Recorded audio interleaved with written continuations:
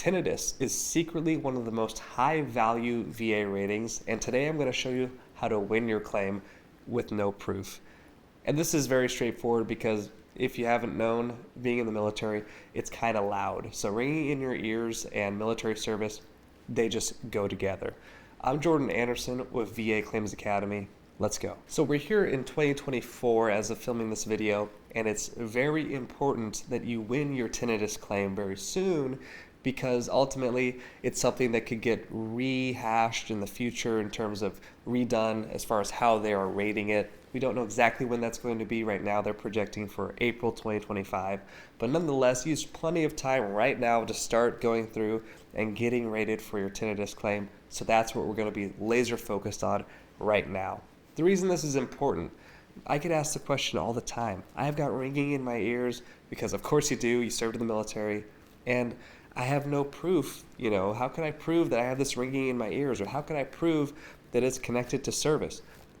Good thing is you don't have to prove either of those things. It's a very common misconception. So first, let's tackle those one by one. And in a second, I'm going to show you what it opens up, the absolute goldmine it opens up to you in terms of secondary conditions that you can attach down the line. But number one, I get the question, how do I prove that I have tinnitus? I'm here to tell you, plain and simple, there is no test for tinnitus. I understand what they're doing for you. A lot of veterans say, yes, I got tested for my tinnitus. I got my tested.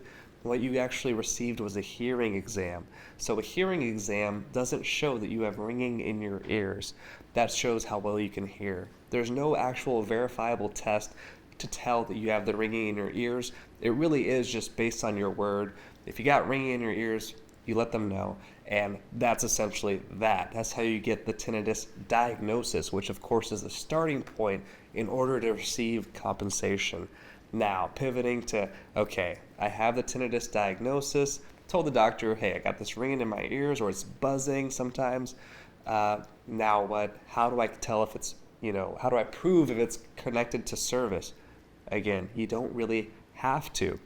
Two things here. Number one, consider what job you had during the military. Were you, an admin worker where you were sort of at a desk and weren't really exposed to a lot of noise regularly?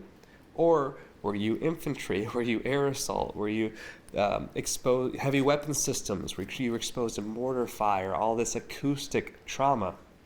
That's going to be very important to articulate in a personal statement because the VA sort of recognizes, give them credit. Sometimes they'll actually use a little bit of common sense in the sense that if you are on the high noise exposure MOS list, which by the way, I'm going to link for you down in the description below. So go ahead and look for that and see if your job in the military matches one of those high noise exposure or even medium noise exposure lists. That's some leverage, that's some ammunition to use because it's just a common sense connection to your service.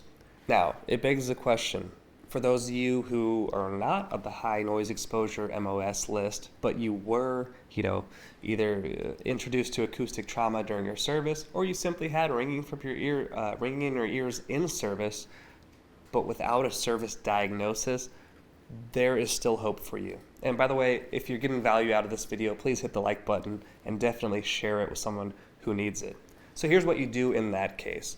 Again, you still don't need proof that it was connected to your service, but you do need evidence. Now, the best way to go about with that is if you go ahead and submit for tinnitus the first time, or now that we're getting sort of to crunch time where you really want to get this service connected soon rather than later, it could be a good idea to get more aggressive. Here's what I mean.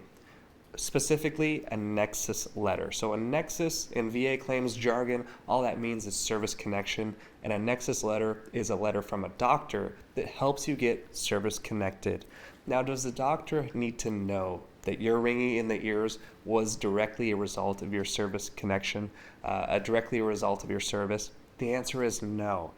Even a doctor's nexus letter, the threshold for getting granted a nexus is, quote, at least as likely as not. So that means at least a coin flip, 50%.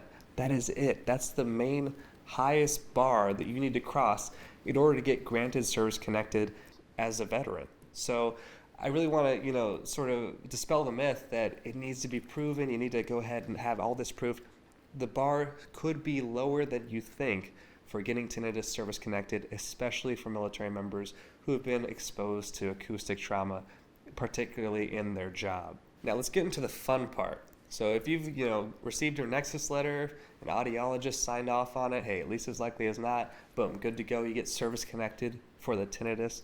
Now it's the fun part, because that's a solid foundation to begin building your secondary claims on top. And these could be way heavier hitters than the actual tinnitus rating itself, right? Tinnitus right now could be maybe $150, $170 per month.